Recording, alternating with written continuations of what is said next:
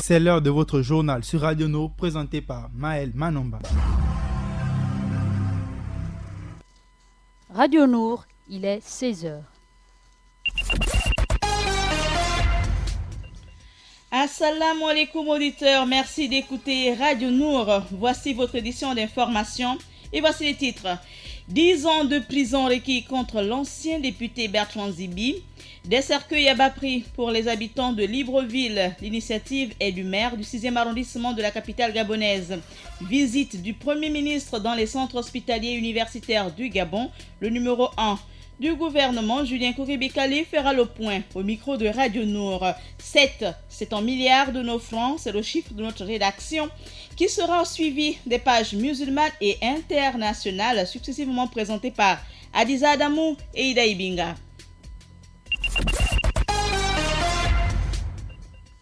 Radio Nour, il est 16h. Si vous nous rejoignez, nous démarrons cette édition d'information avec l'activité de la primature. Le Premier ministre chef du gouvernement Julien Kouribé-Kalé a tour à tour visité la structure médicale dénommée la Maison d'Alice, 6 à Agondi, le centre hospitalier universitaire mère et enfants, Fondation Jeanne Bourri, le centre hospitalier universitaire de Libreville et le centre hospitalier universitaire d'Ovendo. Au sortir de cette tournée, je vous propose d'écouter le point du Premier ministre, chef du gouvernement, Julien Kouribé-Kalé. Les CHU du Gabon, Libreville, Ovendo, l'Institut de cancérologie, l'hôpital mère-enfant, ce sont des hôpitaux de référence. Vous avez vu leur plateau technique. Ça veut donc dire que notre médecine est à la pointe. Il y a bien sûr quelques difficultés liées à l'entretien des bâtiments, au manque de personnel qualifié. Et nous avons enregistré cela et nous ferons un rapport au chef de l'État, son Excellence Ali Bongo Diba, et le gouvernement sur les hautes instructions du président de la République pendant les dispositions qui s'imposent pour garantir un fonctionnement optimal de ces structures de santé. Vous venez d'écouter à l'instant le Premier ministre, chef du gouvernement, Julien Kouribé-Kalé, à la fin d'une série de visites des centres hospitaliers de la province. Cette tournée s'inscrit dans le cadre de l'engagement pris par le Premier ministre lors de la déclaration de politique générale à l'Assemblée nationale. C'était le 26 février dernier. Au cours de cette séance, le Premier ministre avait promis de faire du terrain afin de s'enquérir des réalités de vie des populations. À l'initiative de Juvenal Roblex Ondon, le premier maire adjoint, les habitants du 6e arrondissement de Libreville peuvent désormais bénéficier de cercueils à prix réduit, une offre qui s'adresse essentiellement aux habitants les plus démunis.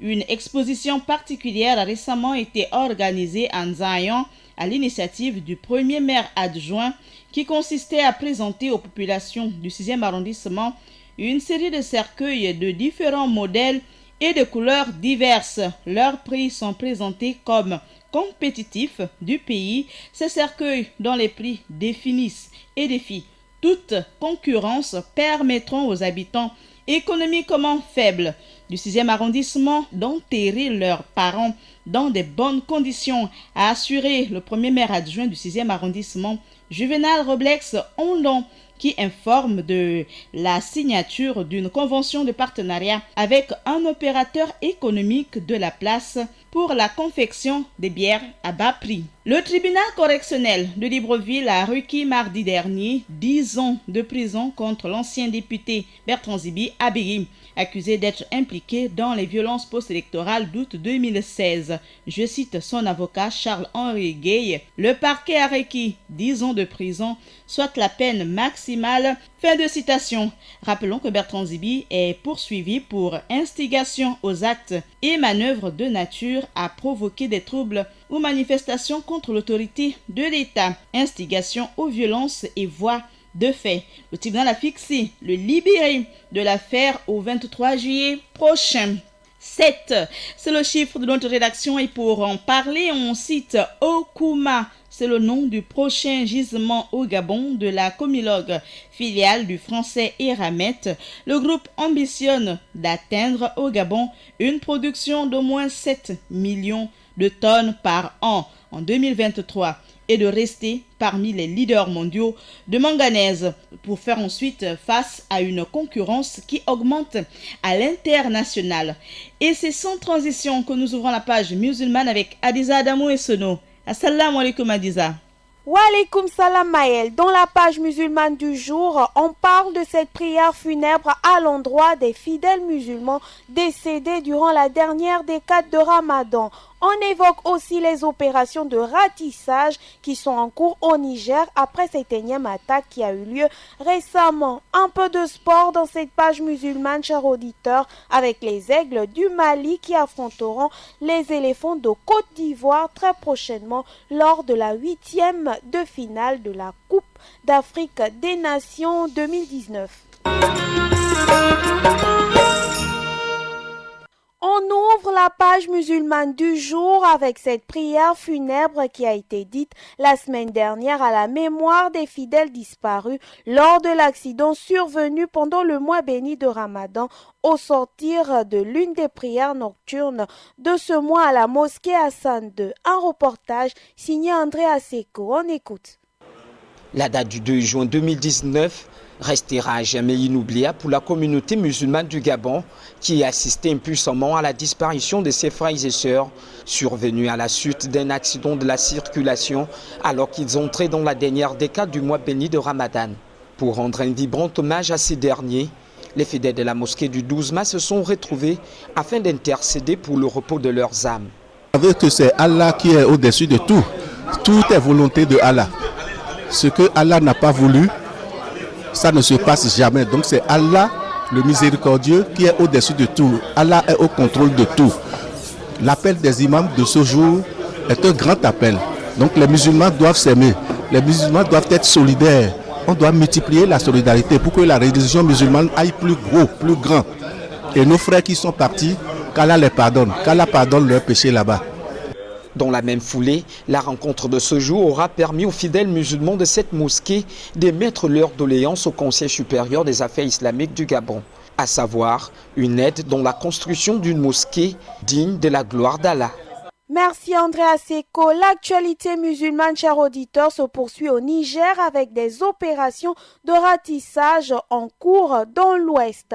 Alors que la capitale Niamey s'apprête à recevoir une cinquantaine de chefs d'État pour un sommet de l'Union africaine prévu de jeudi à lundi prochain, l'armée nigérienne a été attaquée lundi après-midi au camp de garnison d'Inat dans l'ouest du pays, près de la frontière malienne. Une attaque d'envergure qui a fait 18 morts et 4 disparus dans les rangs de l'armée. Depuis lundi soir, des renforts de l'armée nigérienne ont été déployés dans la zone. Plusieurs avions militaires français et américains ont aussi été mobilisés. L'ennemi a été mis en déroute, a indiqué le ministère nigérien de la Défense qui assure que les éléments terroristes ont été repoussés sur la frontière du Mali. Les frappes aériennes ont permis de détruire un camion, 2 véhicules et plusieurs terroristes ont été neutralisés, a souligné le ministère de la Défense nigérienne. On clôture la page musulmane du jour avec le volet sport, chers auditeurs. Dans cette Coupe d'Afrique des Nations 2019,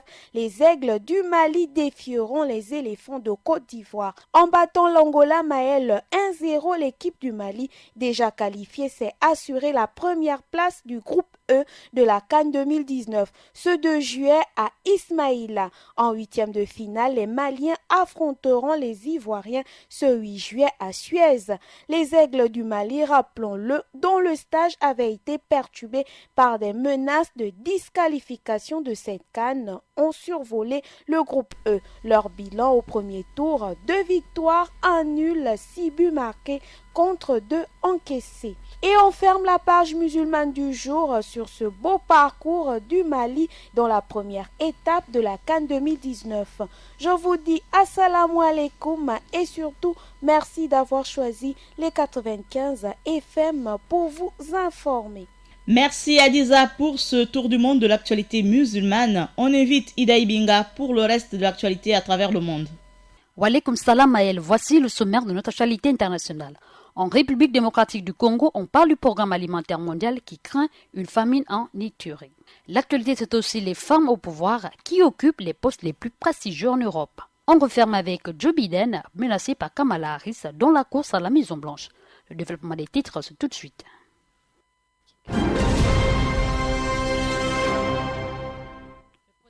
On ouvre notre actualité internationale Maël en République démocratique du Congo pour parler du programme alimentaire mondial. Selon l'ONU, les cas de malnutrition explosent dans la province congolaise.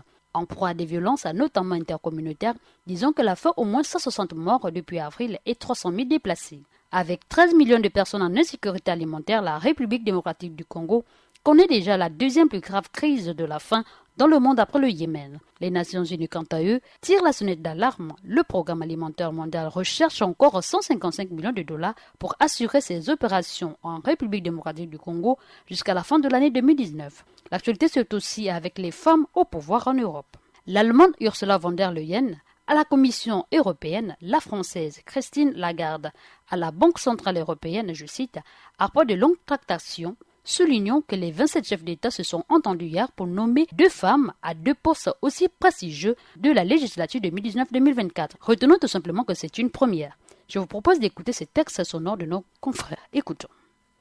Première et Libération d'applaudir dans son éditorial 2 femmes à 2 postes clés. L'Union européenne vient à coup sûr de marquer un point en progressant de manière spectaculaire vers la parité dans l'attribution des responsabilités continentales.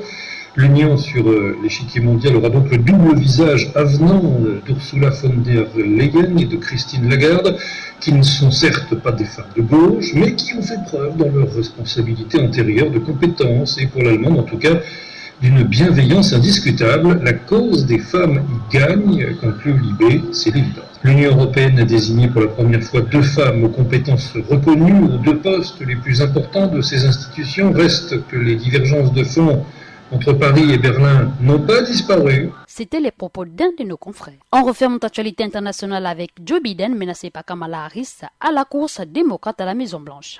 Les premiers débats démocrates ont rebattu les cartes parmi les principaux prétendants à la Maison-Blanche, l'ancien vice-président Joe Biden enregistrant une nette chute dans les sondages, tandis que la sénatrice Kamala Harris, qui aspire à devenir la première présidente noire aux États-Unis, a bondi vers les sommets. C'est ce tête-à-tête qui semble tout de même bouleversé depuis ces dernières soirées de débat organisées mercredi et jeudi dernier pour accueillir le nombre record des candidats à l'investiture démocrate pour la présidentielle américaine, plus d'une vingtaine au total. Soulignons que la sénatrice progressiste Elizabeth Warren a ainsi arraché la 3e place au sénateur indépendant Bernie Sanders, dont plusieurs sondages nationaux. Précisons jusqu'ici que le grand favori, c'est surtout le centriste Joe Biden, 76 ans, qui a vu son avance grandement entamée depuis qu'il a été mis en difficulté par Kamala Harris, 54 ans, sur ses positions passées face à ces ségrégations raciales lors du sommet le plus marquant du débat démocrate. Il reste en tête des derniers sondages nationaux, mais est talonné de près par Kamala Harris. Merci Maël, merci fidèle lutteur, c'est tout pour cette page internationale.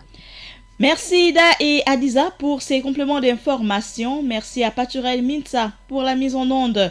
Bon rétablissement à Hugues Mondungi. Merci de rester fidèle sur la 102 FM à Port-Gentil. Comme chaque jour, votre journal est présenté par Maël Manomba de Mouabi. Assalamu alaikum. Radio Nour, il est 16h.